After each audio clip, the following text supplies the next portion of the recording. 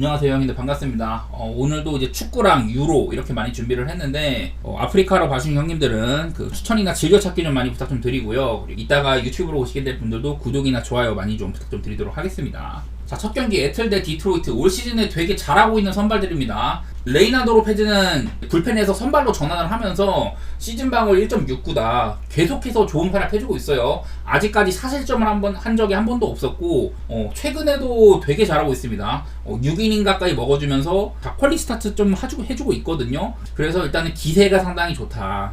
근데 나는 개인적으로 언젠가는 내려올까라고 보는데 아직까지는 안 떨어지고 있기 때문에 더 붙잡아줄 필요는 있어 보이고, 타릭 스쿠발은 말이 필요 없죠. 올 시즌에 아메리칸 리그 거의 사이영 레이스에서 선두라고 봐야 됩니다. 그 삼진 숫자라든지 여러 가지 면에서 이닝도 아쉽지 않고 아주 잘하고 있죠. 좀 최상위권의 선발들의 대결이라고 봐야 되는데, 이게 양팀 다 지금 빠따가 아쉬운 게 많이 두드러지죠. 애틀랜타는 한창 좋았다가 다시 3경기 동안 9안타, 7안타, 5안타로 빠따가 부진한 와중이고, 이제 디트로이트는 한 번씩 크게 터뜨립니다. 막 19안타 첫 펠트도 있고 10안타, 12안타 이런 데도 있는데, 최근 3경기는 3안타, 5안타로 빠따가 부진해갖고 3경기를 모두 패했거든요. 근데 제가 여러 차례 스쿠발 경기에는 디트로이트 빠따들이 꽤나 잘 도와주는 경향이 있다, 이런 얘기들을 많이 드렸던 것 같아요. 타릭 스쿠발이 지금 리그에서 득점 지원을 3번째로 많이 받고 있거든요. 이거는 약간 운적인 요소긴 한데, 그래도 디트로이트가 에이스 등판일은 꽤나 도와준다, 이런 얘기들을 많이 들었던 것 같아요. 그래서 일단 눈에 들어오는 건 양팀 선발들이 되게 잘하고 양팀 다 빠따가 약간 하락세라는 점인데, 그런 것들 때문에 일단 7.5도 언더를 봐야 되기는 하는 것 같아요. 불펜 소모상으로는 디트로이트가 애틀보다는 조금 낫다.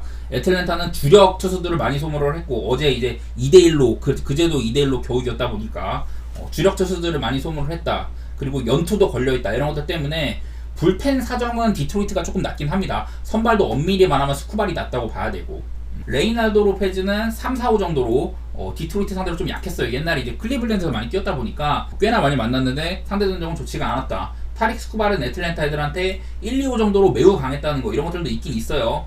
다만 이제 볼넷 비율이 상당히 높았다는 거. 그래도 스쿠발은 올 시즌에는 볼넷 비율이 상당히 괜찮은 편이에요. 그래서 7.5 기준으로 양팀이 오바가 6번씩 있다, 언더보다는 오바가 많았다, 이런 것들이 있기는 한데, 내일 양팀이 빠따가 크게 튀는 모습도 발견이 안 되고 있어가지고 저는 일단은 언더 쪽으로 좀 보고 싶고요. 그리고 디트로이트의 승사이드 보고 싶네. 아무래도 좀 스쿠발 경기라는 게 제일 좀 마음이 가는 것 같아요. 애틀랜타도 한창 괜찮아지는 모양새를 보이다가 요즘에 많이 흐릿해진 점, 이런 것들 들어가지고 저는 디트승의 언더 한번 보면서 디트로이트 타자들이 스쿠발 경기는 좀 도와주기를, 그리고 좀 적당히 도와주기를, 이런 것들을 한번 기대해 보도록 하겠습니다. 그 다음에 피츠버그 대 신시내티는 이것도 미치 켈러가 꾸준하게 잘해주고 있었거든요. 지금 5이닝 이상 소화한 게 거의 56경기 연속인가? 아마 그런 기록을 가지고 있어요. 현역 선발들 중에 가장 긴 기록으로 그렇게 알고 있는데, 하필이면 직전 경기 세인트루이스전에서 6이닝 사실점으로 부진했던 바가 있었습니다. 그때도 근데 선발 투수들이 전부 다 좀 이른 시간에 실점을 많이 했었어요. 사실점을 하면서 본인의 요즘 좋았던 분위기를 약간은 좀 말아먹은 그런 것들이 있긴 했었어요. 그때도 제가 최근 잘하고 있는 7경기 중에 9이닝 실점 경기 이후로 5경기 동안 이 야스마니 그랜달이랑 합을 맞추면서 그랜달이랑 합이 매우 좋았다, 이런 것들이 있는데, 아마 이거보단 조금 몰랐을 거예요. 직전 경기 6이닝 사실점도 그랜달이랑 합을 맞춰가지고 그런 건 있는데, 여전히 그랜달과의 합은 좋다. 그랜달은 특히 또 원래는 공격형 포수지만은 프레이밍 같은 능력이 되게 알려져 있는 선수다. 그래서 미치 켈러는 일단은 괜찮게 봐야 될 것 같아요. 통산. 그리고 헌터 그린도 좀 더 얘기를 하면은 지금 이제 올 시즌 방어율 3.61 정도고 여전히 괜찮은 구위들, 예년에 비해서 이런 포심이 상당히 개선이 됐다.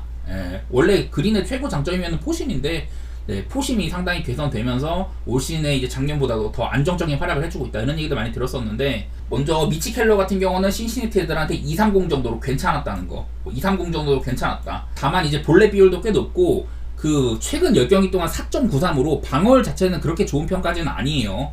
이런 것들은 좀 볼만한 것 같고, 헌터 거리는 신시내티 애들한테는 좀 평범한 편이었습니다. 그래도 4경기 동안 방어율은 1.99로 오히려 켈러보다도 더 좋았었거든요. 내일도 사실 양 팀의 지금 빠따가 굉장히 좀 좋지가 않다는 점, 이런 것들 들었을 때는 언더 같은 거 검증은 합니다. 피츠버그 꽤 괜찮게 쳐주다가 최근 2경기 8안타, 4안타 못 치고 있고, 신시내티는 여전히 4경기 동안 5안타, 8안타, 7안타, 9안타 이렇게 쳐주면서 좀 언더 게임을 많이 했거든요. 7.5로 잡아도 양팀 다 이렇게 최근에 10경기 중에 언더가 7번씩이라는 점, 훌륭한 선수들이 나온다는 점, 이런 것들을 봤을 때는 저는 언더 보는 게 맞아 보이긴 하네요. 그리고 미치 켈러도 통상 이렇게 좀 홈에서는 지난 몇 년 동안 원정보다는 확연하게 나았던 점들이 많이 있긴 합니다. 저는 언더 쪽이 낫지 않을까. 헌터 그린도 비슷해요. 홈보다는 원정에서 잘했던 거 올 시즌에 좀 그런 모습도 많이 보이고 해가지고 저는 언더 쪽으로 한번 생각해 볼게요. 이 경기는. 다음 경기는 마이애미 대 세인트루이스인데, 자, 이 요니 치리노스를 콜업을 했습니다. 올 시즌에는 아직까지 등판이 없었고요. 옛날에 뭐 템파베이 시절이나 그럴 때는 선발로도 종종 나오고 했었는데, 그 한창 잘할 때는 이 친구가 구속이 한 1.5마일가량 나왔었거든요. 근데 그때에 비해서 구속이 많이 줄었다는 점, 이런 것들 때문에 경쟁력을 많이 잃었었죠. 다만 그래도 마이너리그에서 5월달에 이제 3.20 정도로 괜찮았는데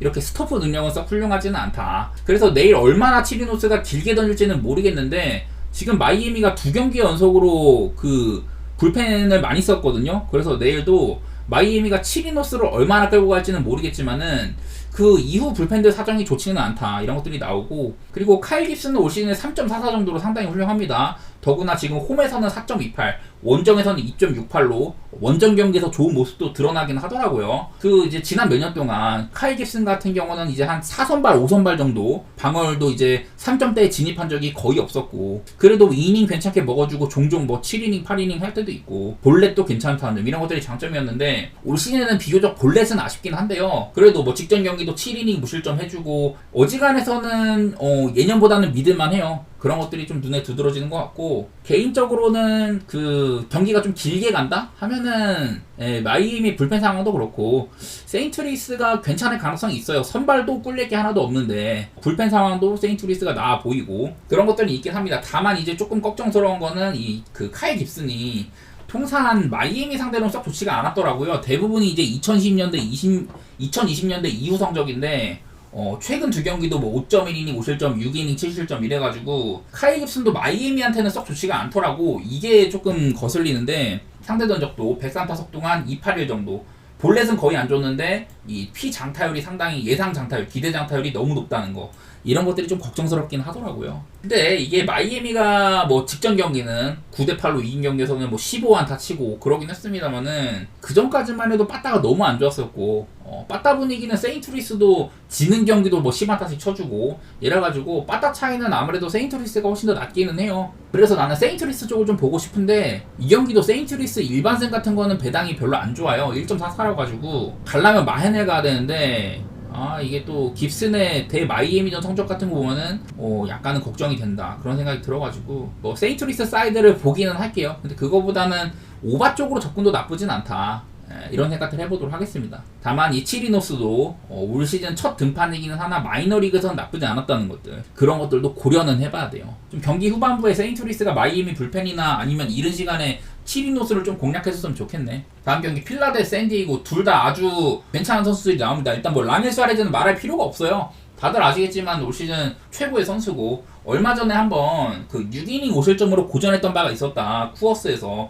근데 그 뒤로 그 세인트루이스한테는 손에 공을 맞아가지고 2이닝 만에 내려갔고, 매치한테 5.2이닝 2실점, 다음 경기 볼티한테 6.2이닝 1실점, 이런 식으로 어려운 볼티도 견뎌냈거든요. 그래서 라넬 수아레즈가 그냥 쿠어스에서 한번 해프닝이 있었다, 이 정도로 얘기하고 싶고, 시즌 방어율 뭐 1.77에 아주 좋은 상태거든요. 리그 방어율 1등 뭐 이런 식이어서 일단 레인저 수아레스는 그렇게 큰 걱정은 안 들어요.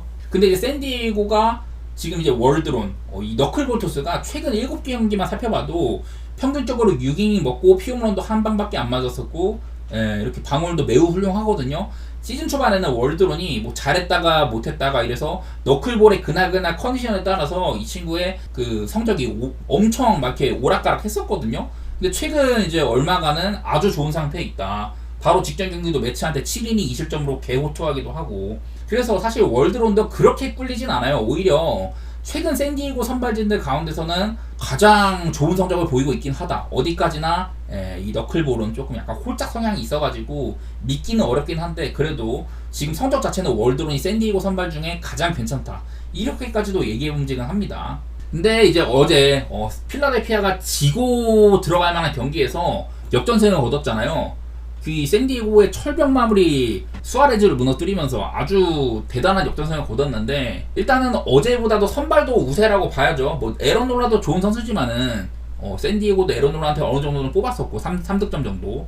그래서 경기가 샌디에고가 좀 이길 수 있는 분위기였는데 그 경기를 필라델피아가 역전을 했습니다. 필라델피아는 그래가지고 총 3경기 동안 10안타, 18안타, 14안타 좋은 빠따 분위기 이어가고 있고, 샌디에고는 사실 4안타밖에 못 친 경기였었어요.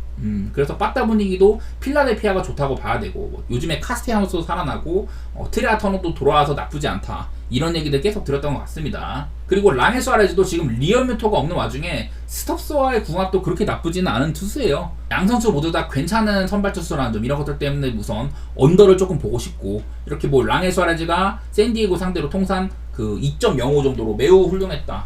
보통 그 선발 투수로 나왔던 건 한 3경기 정도밖에 안 되긴 하는데 그 불펜으로 나올 때도 상당히 훌륭했었고, 이런 것들도 얘기해야죠. 라헬 수아레즈는 78타석 동안 샌디에고 애들한테 213 정도로 매우 좋았다.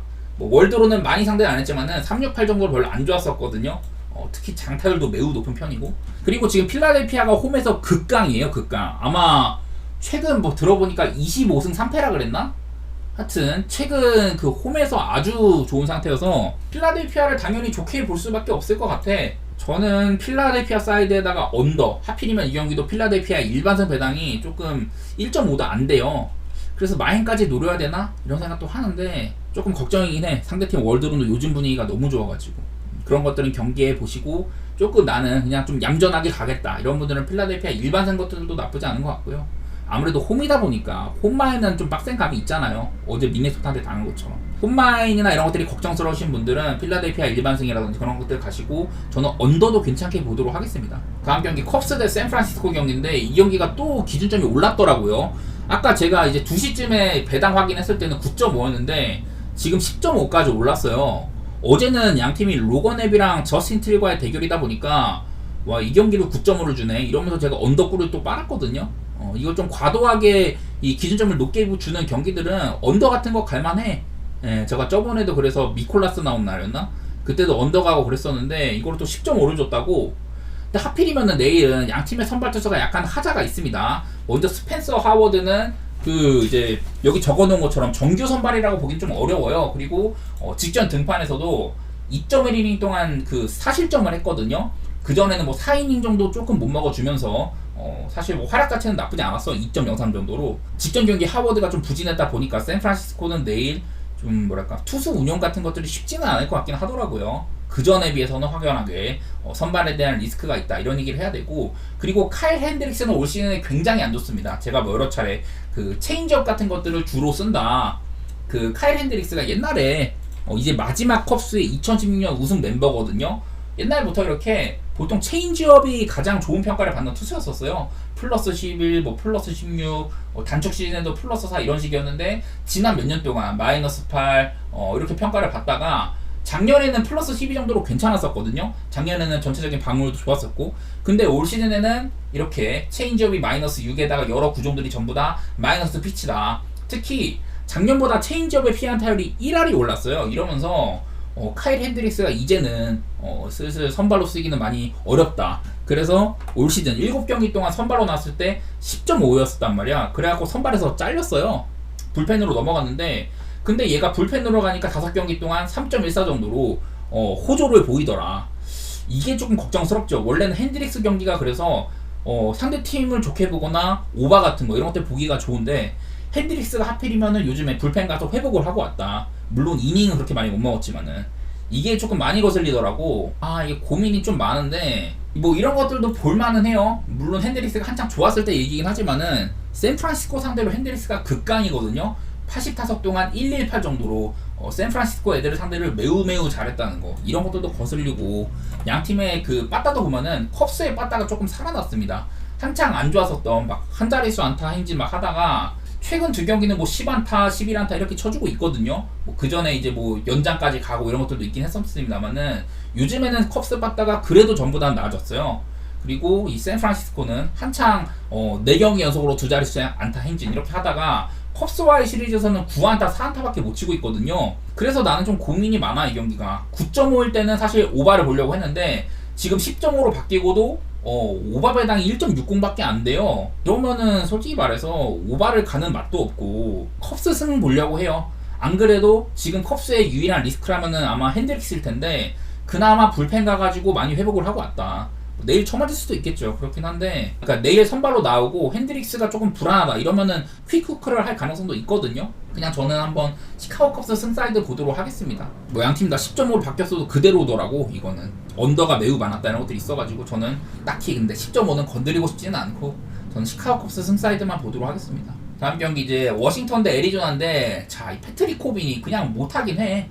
시즌 방어율 5.84에다가 많이 불안한 건 맞는데 이상하게 얘를 건드리면은 가끔 한 1, 2실점밖에 안 하는 경우가 좀 많아요. 직전 경기도 디트 상대로 5.1이닝 2실점, 저번에 클벌한테도 6이닝 2실점, 화싹한테도 5.2이닝 2실점, 보통 상대로도 5이닝 2실점 막 이런 식이어가지고 이 새끼가 종종 호투를 하는데 그 종종이 꽤나 많다. 거의 한 최근 10경기 중에 절반가량은 적당히 막아주거든요. 그래서 패트릭 코빈 경기가 그렇게 많이 땡기진 않아. 어제도 이제 애리조나가 제가 그런 얘기를 했었죠. 케텔 마르테가 지금 애리조나 최고 타자인데 얘가 이제 좌타자 상대로는 매우 강하고 우타자 상대로는 약하다 이랬었는데도 어제 이제 홈런도 치면서 아마 3런이었나 2런이었나 막 그러면서 좀 잘해줬었거든요. 그래서 딱히 우완투 상대로도 약한 모습이 그렇게 드러나진 않았었고 그래도 브랜든 파트가 코빈보다는 평균적으로 좋은 투자라고 봐야 돼요. 요즘에는 파트 정도면은 지금 애리조나에서 3선발 역할 맡고 있는 중이고 직전 경기 천사한테도 6이닝 동안 뭐 삼진 8개 잡으면서 좋은 활약 해줬다. 그전에는 뭐 4실점, 5실점 하면서 아쉬운 면이 있었지만은 그래도 직전 경기에 이런 하락세를 끊어냈다는 거 이런 것들을 생각을 하면은 일단은 애리조나를 좋게 보는 게 맞는 것 같긴 합니다. 뭐 패트릭 코빈이 통산 애리조나한테 4경기 동안 10.80으로 매우 약했었고 그리고 104타석 동안 281 정도로 이것도 안 좋거든요. 그래서 이런 것들을 봤을 때는 그냥 애리조나 승 태우는 게 제일 좀 낫지 않을까. 물론 애리조나 일반승도 1.5밖에 안 돼. 별로 맛은 없는데 저는 그 이상 욕심내고 싶지는 않네요. 양팀 다 최근 빠따는 서로 상승세인데다가 특히 애리조나가 요즘 엄청난 상승세 빠따가 이거는 뭐 최근 10경기 중에 뭐 15안타, 15안타, 10안타, 10안타, 14안타 이렇게 막 많이 친 것들이 있고 최근 4경기 중에 3번이 두 자릿수 안타 못 친 경기도 9안타 뭐 이런 식이어가지고 12점을 뽑아내기도 하고 이래가지고 그냥 빠따 분위기는 애리조나가 훨씬 더 낫다. 워싱턴은 한창 좋았다가 최근에 9안타, 9안타, 4안타로 조금 저무는 모습이기도 하고 저는 애리조나 승사이드 정도만 보도록 하겠습니다. 그 이상은 욕심 안 낼게요. 근데 뭐 나는 코빈이 더 무너지는 가능성 그런 것들 보겠다 싶으신 분들은 애리조나 빠따도 괜찮고 마인까지도 뭐 질러볼 만도 하기는 해요. 근데 저는 딱히 배당 욕심은 그렇게는 많이는 안 나더라고요. 다음 클블 대 시애틀 경기. 자, 직전 경기 때 이 기대를 모았던 브라이언 우가 한번 등판을 걸렀어요. 그래갖고 대체 선발이 나왔었는데 내일은 뭐 그런 일이 없기를 바라야겠죠. 뭐 이 경기가 아침이다 보니까 우리가 볼 수도 없는 경기고 자 일단 브라이언 우는 지금 1.07로 아주 훌륭한 경기 모습을 보여주고 있습니다. 막 거의 다 6이닝가량 먹어주면서 6경기 동안 아주 성적이 좋은 상태예요. 그리고 마이너리그에서도 그 올 시즌 첫 등판을 준비하는 과정에서 매우 좋았다는 점 작년보다도 특히 볼넷을 굉장히 안 주고 있어요. 작년에는 이제 이닝 대비 볼넷이 조금 많은 것들 굉장한 스토프에도 불구하고 그런 것들이 약점이었는데 올 시즌에는 삼진 욕심을 줄이고 볼넷을 최대한 적게 주면서 피홈런도 적게 맞고 있다. 상당히 발전한 모습이 많이 들어와요. 그래서 브라이언 오는 얘가 한번 꼬꾸라지기 전까지는 꽤나 믿을만하다. 이런 얘기를 해본 지는 한 것 같습니다. 그리고 테너 바이비는 작년에 비해서도 이제 확연하게 홈에서 안 좋아진 점.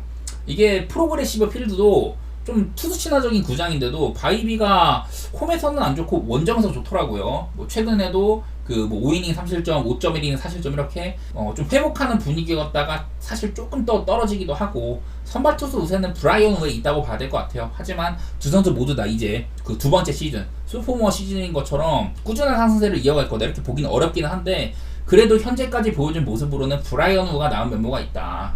그런 것들을 좀 생각을 해봐야 될 것 같고 요즘에 빠따도요 뭐 클리블랜드도 최근에 막 2경기 연속으로 두 자릿수 안타 치고도 패하고 그러곤 있는데 시애틀이 최근 9경기 중에 8승 1패거든요. 뭐 홈 경기가 상당히 많았다 이런 것들이 있었지만은 직전 경기도 11안타 3홈런 쳐주면서 괜찮은 모습을 보여줬습니다. 제가 뭐 클리블랜드 스티븐 쾅 같은 애들이 하하를 눈앞에 두고 있다 이랬었는데 어제는 뭐 그렇게 잘 치지는 못했었고 시애틀 승 같은 거 나쁘지 않을 것 같습니다. 배당 대비해서는요. 다음 양키스가 드디어 게리 콜이 복귀를 해요. 그리고 볼티모어는 올 시즌에 이제 갓 올려 쓴 루키 포비치가 나오는데 케이드 포비츠가 직전 경기는 뭐 6이닝 무실점으로 꽤 잘했습니다. 제가 얘를 얘기할 때는 최근에 마이너리그, 특히 이제 그 5월달쯤에 상당히 좋았었다. 근데 6월달쯤에는 별로 못했었는데 얘를 조금 늦게 콜업한 감이 있다 이랬어가지고 첫 경기 때는 별로 안 좋았었어요. 5.1이닝 동안 6실점 하고 그랬었는데 바로 다음 경기를 꽤 괜찮게 했다는 거. 근데 이제 좀 애틀랜타 빠따가 그때는 아직은 좀 살아날 기미가 별로 없었던 그 시점이었었는데 어쨌든 케이드 포비치가 직전 경기는 잘하긴 했었거든요. 뭐 이 친구의 따로 뭐 스토프 같은 게 뭐 그렇게 뭐 눈에 띄는 수준은 아니다 이런 얘기는 하고 싶고, 자 게리 콜은 지금 시즌 첫 경기인데 마이너리그 3경기를 딱 게리 콜답게 했습니다. 마이너리그를 그야말로 지배를 하고 왔죠. 이 정도 성적이면은 아주 잘하고 올라왔는데 그냥 시즌 첫 경기라는 게 가장 걸리죠. 아무래도 이닝 소화도 투구수 제한 같은 것들도 있을 수가 있고, 통산 볼티모어 상대로도 뭐 그렇게 썩 훌륭한 편까지는 아니었습니다. 게리 콜이 그냥 좀 뭐 눈에 띄지 않는 정도 수준이었는데 통산 뭐 160타석 동안 258 정도로 그냥 그저 그랬었고, 상대 전적 같은 것들도요 막 2.78 이렇게 적어는 놨는데 사실 작년에도 5이닝 5실점 할 때도 있었었고 8이닝 먹고도 5실점 하고 막 이런 경기들이 종종 있었어요. 그래서 볼티모어 상대로 기억이 그렇게 좋지는 않다 이런 것들도 얘기는 해봄직합니다. 그래서 양키스는 내일 뭐 이런 루키 투수 상대로 괜찮기는 한데 게리 콜도 물론 양키스의 영원한 뭐 1선발 이런 얘기는 할만하지만은 최근에 양키스가 빠따가 별로 안 좋잖아요. 막 6안타 이렇게 치고 사실 걱정은 조금 되기는 합니다. 이 경기는 저는 뭐 물론 볼라면은 양키스 사이드를 봐야 돼요. 게리 콜 경기이기도 하고 양키스 일반 승배당도 안 나왔고 마행까지 내다봐야 되나 이런 생각들이 있는데 저는 양키스 사이드에다가 좀 걱정스러워가지고 오바도 조금 보고 싶기는 하거든요. 일단 게리 콜이 통상 볼티모어 상대로 아주 리스크가 없지는 않다는 점, 그리고 첫 경기여가지고 그 투구수 제한도 있을 수도 있다는 점, 그런 거라든지 뭐 케이드 포비치가 직전 경기는 잘했습니다만 양키 빠따를 견뎌낼까 이런 고민도 있어가지고 저는 양키 사이드에다가 오바 보고 있긴 한데 그냥 게리 콜의 첫 경기를 그냥 관망만 하고 싶긴 합니다. 이 경기는요. 다음 경기 토론토 대 보스턴. 저는 요즘에 보스턴 빠따 얘기를 매번 하고 있는데 내일은 이제 토론토의 만만치 않은 상대 거스먼을 만납니다. 거스먼 뭐 직전 경기 5.1이닝 3실점 하긴 했지만은 최근에 완연한 회복세를 보이고 있다 이런 얘기들 많이 들었던 것 같아요. 다만 이 거스먼은 올 시즌에 홈에서 아주 안 좋다는 점. 지금 원정에서는 1.86으로 괜찮거든요. 근데 하필이면 홈에서만 6.44다 이런 지경이어가지고 조금 이제 걱정이 좀 들죠. 그런 생각은 해야 되고 이 양팀 선수들이 베요나 거스먼이나 상대팀한테는 약한 면모가 이렇게 두드러집니다. 먼저 베요 같은 경우 59타석 동안 389로 토론토 애들한테 매우 약했다는 것들이 눈에 들어오고요. 그리고 거스먼도 보스턴 애들한테 3, 4, 5 정도로 아주 약했다는 거. 두 선수 모두 다 피안타율이 거의 뭐 3할 오픈 이상이거나 뭐 거의 근접하거든요. 그래서 거스먼은 그 보스턴 애들한테 5.40 정도로 안 좋았었고 베이오는 6.00이에요. 이러다 보니까 양팀 선발 투수들이 작년 같으면은 양팀에 거의 뭐 1선발이라 할만하다 이렇게까지 얘기할 법한데 상대 전적도 별로고 또 거스먼은 특히 또 홈에서 안 좋았다는 거 이런 것들이 겹치다 보니까 일단은 오바 같은 거 보고 싶고 양팀의 빠따를 생각을 해봤을 때는 아무래도 보스턴 쪽이 낫죠. 토론토도 그렇게 못 치진 않는데 보스턴이 너무 잘 쳐요. 지금 최근 이제 7경기 중에 6경기가 두 자릿수 안타에다가 어제도 12안타 치고 보스턴이 빠따 생산력은 훨씬 더 나은 것 같아요. 저는요. 이런 얘기도 뭐 매번 하는데 저는 보스턴 사이드에다가 이게 또 보스턴 프렌이에요. 근데 나는 보스턴 프렌이어도 뭐 안정적으로 보이긴 하지만 1.43 이런 건 난 안 가거든.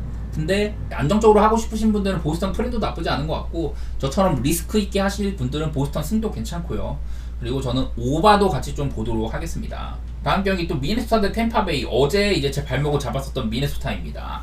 파블로 로페즈가 조금 일찌감치 쳐맞으면서 약간 아쉬웠었는데 그래도 내일은 조 라이언입니다. 올 시즌만큼은 파블로 로페즈보다도 조 라이언이 훨씬 더 믿을만한 투수인 것처럼 보여요. 이제 뭐 예년보다도 이렇게 구속이 상승했다는 점이라든지 이 친구의 스플린터 같은 것들이 상당히 잘 들어맞고 있다.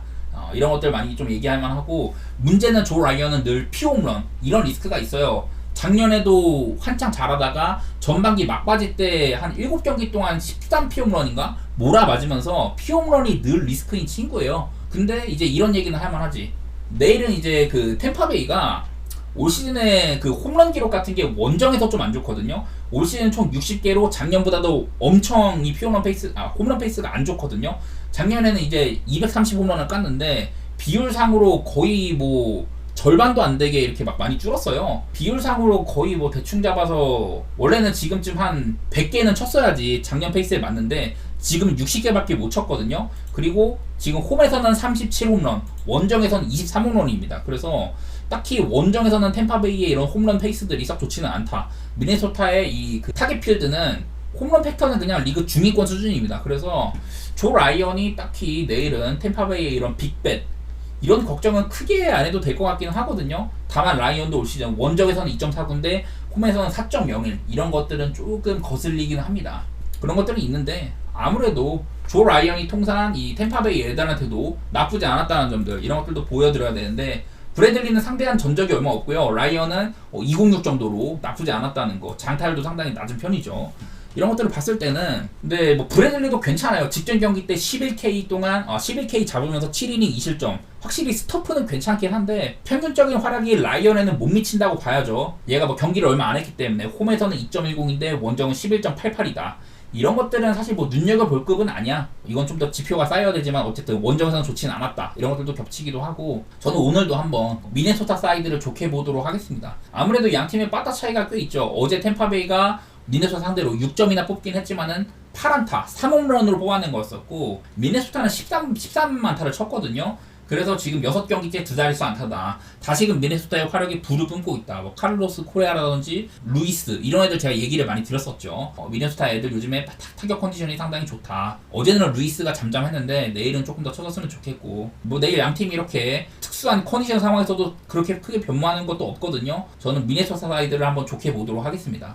다음 경기 텍사스 대 매츠. 자, 이 경기도 어제 매츠가 좀 힘들게 역전승을 일궜잖아요. 이게 확실히 매치는 요즘에 빠따 기세가 대단해요. 지금 최근 이제 뭐 13경기 동안 11승 2패에다가 지금 7연승 달리고 있죠. 7연승 와중에 그 최근 4경기는 전부 다 두 자릿수 안타 이렇게 치면서 빠따의 힘으로 극복을 해내고 있다. 그래서 일단은 매치는 확연하게 그 7경기 동안 7연승 거두는 와중에 14홈런 치면서 빠따의 힘이 제일 두드러지는 것 같아요. 내일도 요즘에 빠따 분위기도 상승되는데 좌한 상대로 원정 밤경기 때 특히 더 잘 친다는 면모도 있고 텍사스도 좌한 상대로 홈 밤경기일 때가 평소보다는 낫다. 이런 것들도 눈에 들어오긴 하는데 그냥 텍사스는 요즘 빠따 분위기가 매우 안 좋은 편이죠. 5연패에다가 그 최근 10경기 모두 한 자릿수 안타 뭐 이러고 있어가지고 텍사스 빠따보다는 매치 빠따가 낫다고 봐야 되고 히니보다는 머나야가 낫다고 봐야죠. 그리고 히니도 이제 이렇게 포심에 대한 의존도가 높은데 구속이 떨어지면서 경쟁력이 많이 없다.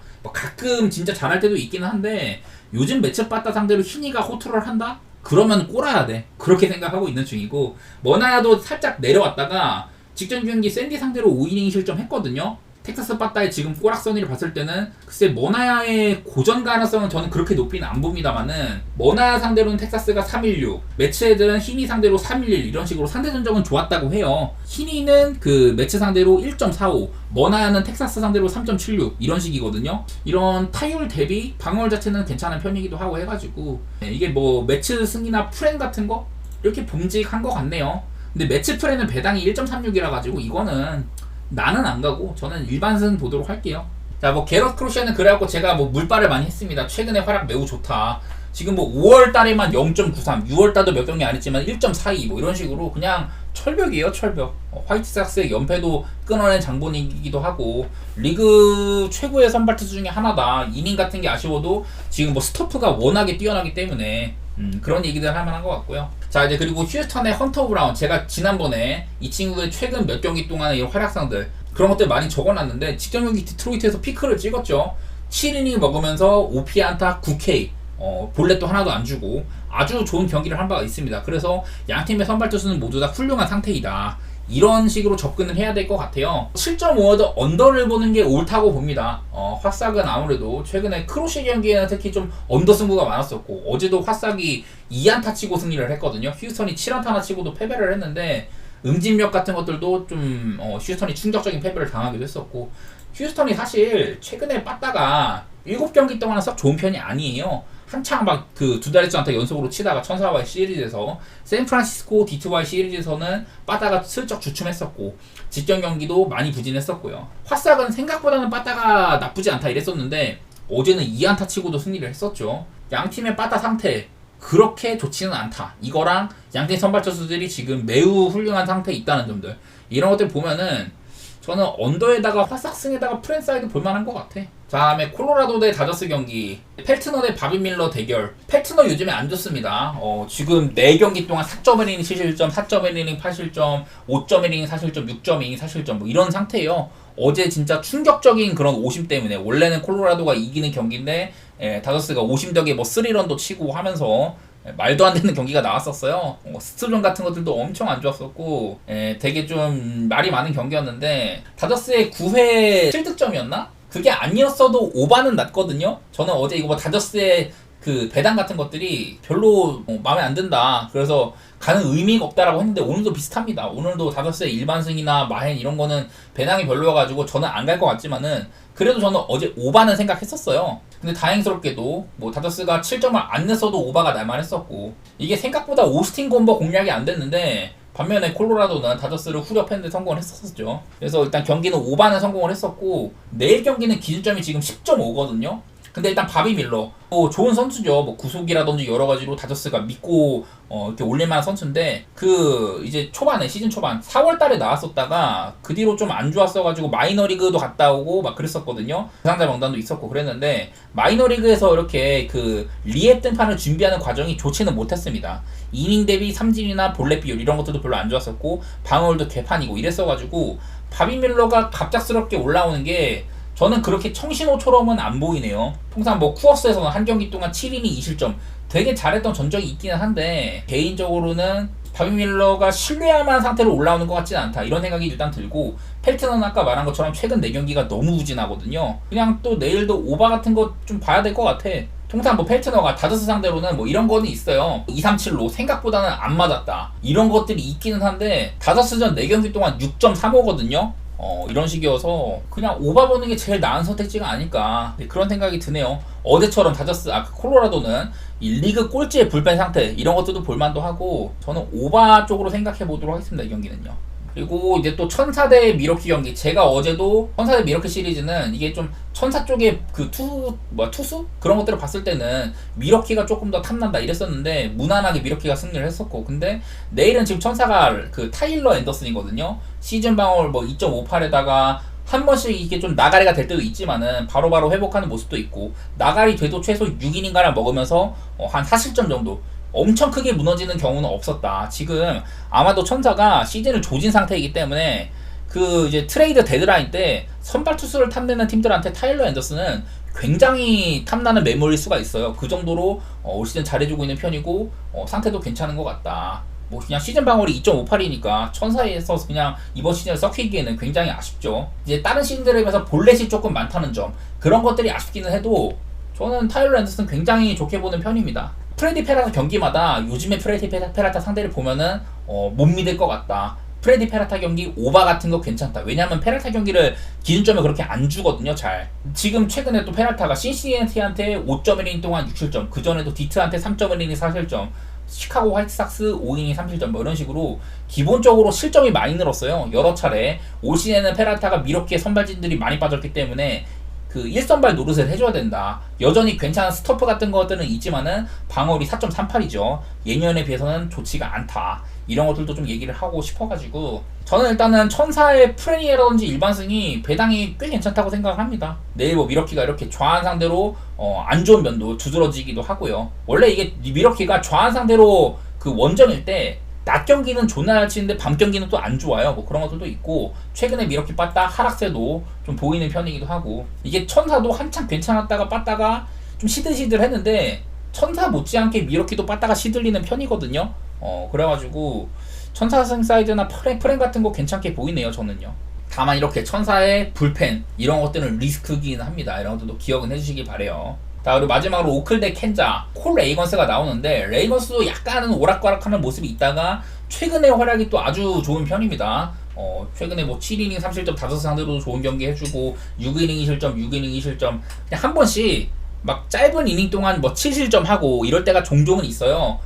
천사한테도 6.1이닝 7실점 한 바가 있었고, 그냥 그런 거는 진짜 가끔이고, 평균적으로는 굉장한 활약을 해준 선수라고 봐야 됩니다. 시즌방을 뭐 3.14에 피홈런도 괜찮고 볼넷도 많이 안 주고 삼진 매우 잘 잡아내고 FIP도 훌륭해요. 그런 투수라고 보셔야 될 것 같고, 근데 상대인 루이스 메디나 어제는요, 이 경기 구도가 오클랜드가 그래도 어제 호건 해리스였나? 그 정도면은 꽤나 이제 좀 볼만한 선수라고 봐야 되거든요. 호건 해리스 대 알렉 마슈 매치는 그래도 오클랜드가 비빌만한 경기야. 근데 이 루이스 메디나 등판이랑 레이건스의 이런 맞대결, 이거는 솔직히 말해서 좀 기울어진 운동장이라고 봐야 되거든요. 켄자가 제 아무리 요즘에 바타 상태가 좋지 않다고 하더라도 그래도 오클 보긴 좀 어렵지 않나. 레이건스가 일단은 오클 상대로 0-5-7, 그냥 피안타가 2방밖에 없는 수준이에요. 이 정도로 레이건스가 오클 상대로 매우 강력한 면모도 있다. 뭐 통산 5경기 동안 피안타율이 4.24다 이런 것들이 있는데, 레이건스가 조금 이제 시달리던 시절에 오클랜드에서 잘 치던 애들이 팀을 옮겼다든지 뭐 이런 효과도 있는 것 같아요. 지금 이제 오클랜드에 남아있는 로스터 애들한테는 매우 강력하다. 이런 것들도 볼만하고, 최근에 성적이 아주 좋다는 점도, 이런 것들을 봤을 때는 이 경기는 켄자 사이드로 접근을 해야 될 것 같아요. 근데 나는 이 경기 오클이 요즘에 켄자보다 빠따면서 잘 친다. 켄자가 지금 또 원정 경기를 겹치면서 5경기 동안 타율이 좀 안 좋거든요. 1할 9푼 4리 이렇게밖에 못하고 있어가지고 이런 것들이 리스크다 싶으신 분들은 뭐 언더 갈 수도 있고 그러긴 한데, 저는 그런 것보다는 그냥 켄자 사이드를 좋게 보도록 하겠습니다. 켄자 빠따가 조금 해줬으면 좋겠네요.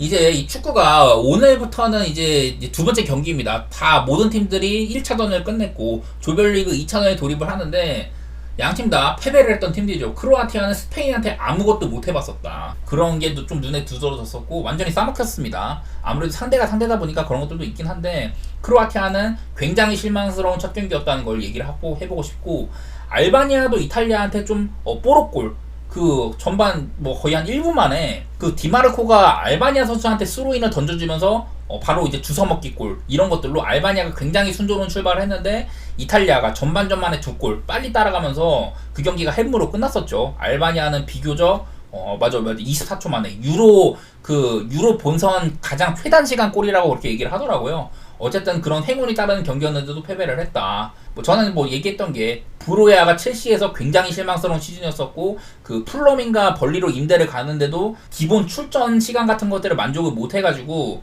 그냥 아주 폼이 안 좋았었다, 이런 얘기를 했는데도 브로야를 선발로 쓰더라고요. 뭐 여기 알바니아의 힘은 그 전반적으로 괜찮은 이 수비진, 그리고 라마다니, 아슬라니, 바이람, 이 중원이라고 말씀을 많이 드렸는데, 근데 알바니아의 중원을 얘기를 하기 전에 이 크로아티아의 중원이 물론 나이는 많아.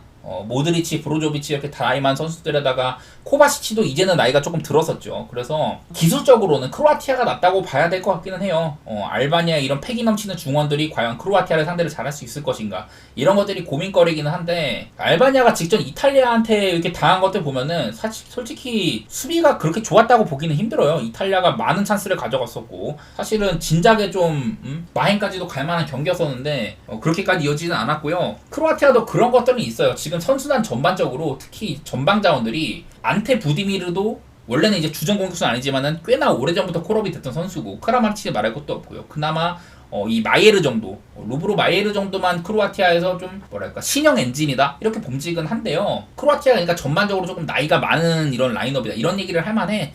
뭐 스타니시치라든지 뭐 슈탈로 같은 애들, 이런 애들이 좀 나와가지고 좀 평균 연령 같은 것들을 깎아주긴 했지만은, 전반적으로 크로아티아는 약간 동력이 좀 부족하다고 봐야 되긴 하죠. 그런 것들이 있기는 한데, 아무래도 이게 알바니아가 이탈리아한테 뽀록골 넣고도 쳐맞는 것들을 보면은 일단은 크로아티아가 기술적으로 우위고 장악하는 그런 양상, 이런 것들을 생각해 봄직은 한 것 같습니다. 그리고 저는 이제 요즘에 전술상으로 많이 말씀드린 거는, 크로아티아는 아마 내일 뭐 크라마리치를 사이드에 쓸 수도 있겠지만은 또 페리시치가 직전 경기도 나왔잖아요. 그리고 제가 맨날 크로아티아 옛날부터 2018년부터 얘기를 한 게, 페리시치가 나오면은 크로스 전술 같은 게, 페리시치가 아무래도 키도 그렇고 뭐 세트피스 상황이나 이게 좀 타점이 높은 헤딩 같은 거, 이런 것들로 그 페리시치를 향한 롱패스 전술이 상당히 잘 먹히거든요. 그리고 아마 페리시치를 상대하는 게 히사이가 될 것 같다. 히사이도 뭐 수비적인 선수이긴 합니다만은, 이게 공중영합 같은 경우는 아무래도 페리시치한테 안 될 가능성이 꽤나 있어요. 그래서 크로아티아는 본인들의 이런 뭐 짝짝짝 끊어가는 그런 것들 말고도 페리시치를 향한 롱패스라든지 세트피스, 이런 것들도 강점이 많이 있고 해가지고 저는 크로아티아 사이드 괜찮게 볼 것 같아요.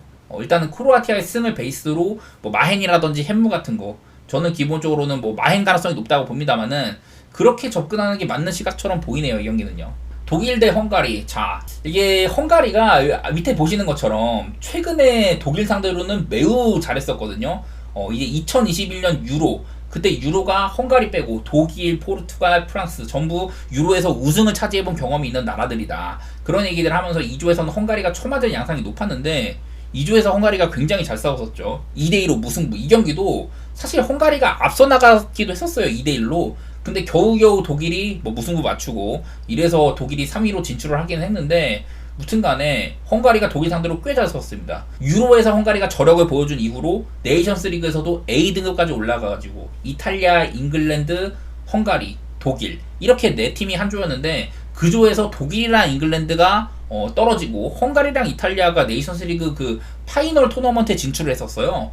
그 정도로 헝가리가 독일이랑도 비기고 또 이제 원정에서 승리를 하는 그런 모습까지 보여줬는데, 이만큼이나 헝가리는요 강력한 수비를 바탕으로 역습축구로 이런 강팀을 끌어내는 능력, 이런 것들이 두드러집니다. 직전 경기 이제 스위스 같이 좀 애매한 팀들 상대로 못하긴 했었어요. 진짜 아무것도 못했거든 전반전에 헝가리가. 후반전에는 뭐 사이드 플레이라든지 크로스 이런 것들로 뭐 스위스를 많이 괴롭히긴 했지만은, 일단은 헝가리가 직전 경기는 사실 생각보다 많이 부진했습니다. 그게 조금 거슬리고, 독일은 반대로 스코틀랜드, 헝가리 못지않은 훌륭한 수비팀을 상대로 아주 편한 경기를 했거든요. 독일의 경기력이 매우 인상적이었었는데, 뭐 제가 우려했었던 안드리히가 과연 고레츠카가 해줬던 것처럼 이런 귄도안이나 크로스, 그리고 엄청 올라가는 키미, 상당히 공격적인 이런 사이드, 무시알라나 비르츠 이런 친구들의 똥바지를 과연 잘해줄 것인가.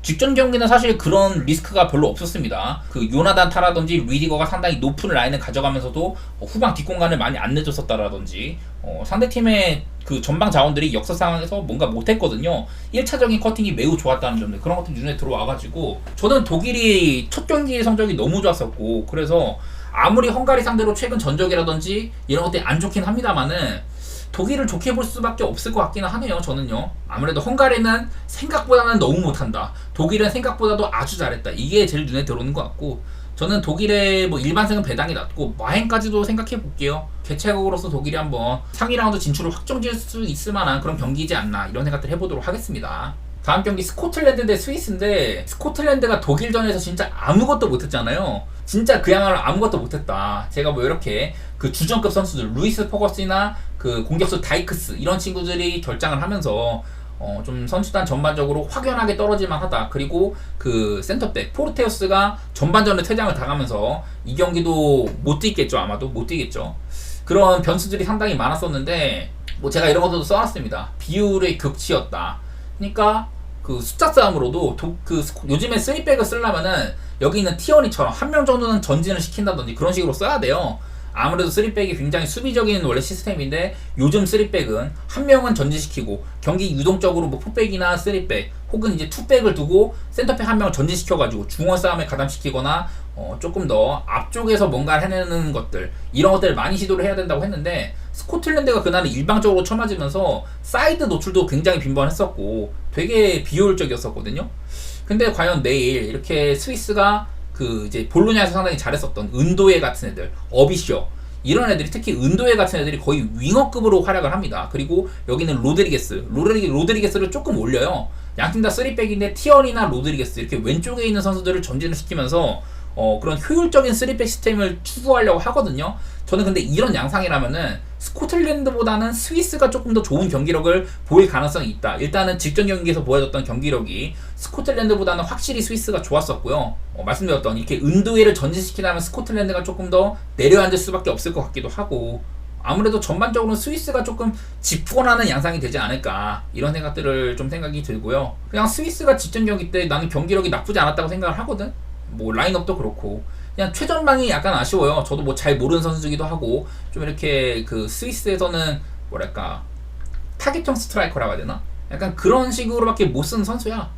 근데 이게 구성상으로 은도회가 레프트 윙백이긴 하지만 거의 윙어처럼 쓴다. 바르가스가 수비적인 기여가 많은 그런 윙포워드여가지고 은도회에 이렇게 올라간 공간에 커버 쳐주는 것도 있고 로드리게스를 전진시킨다. 이런 것들이 스위스의 전술 구성이 스코틀랜드보다는 확실히 더 세련된 3백이라는 생각이 들거든요. 저는요. 뭐 저번 경기 헝가리를 아예 전반전에 아무것도 못하게 했었던 이렇게 바르가스나 어비셔 같은 애들이 좀 부지런한 선수이기도 하고, 로드리게스 전진 이런 것들을 통해서 스코틀랜드가 지난 독일전처럼 그 역습의 예봉이 꺾일 가능성이 있다. 이런 것들을 생각을 하면은 전반적으로 스위스가 주도하는 양상일 거라고 보고, 저는 뭐 최대 무승부라든지 햄무, 언더, 이거는 스코틀랜드를 조금 더 높게 쳐주는 거긴 하죠. 스코틀랜드가 직전 독일전은 진짜 아무것도 못했지만은 그래도 그나마 나은 스위스한테 공격 작업에서 스위스 이런 그 바르가스나 어비시한테 지난 뭐 무시아라나 비리치한테 당했던 것만큼 그렇게까지 당하진 않을 거다, 이런 생각들을 해가지고 저는 조금 점수가 안 나는 게임 생각해 보면서 무승부라든지 햄무 스위스 쪽, 그리고 언더 이렇게 생각해 보도록 하겠습니다.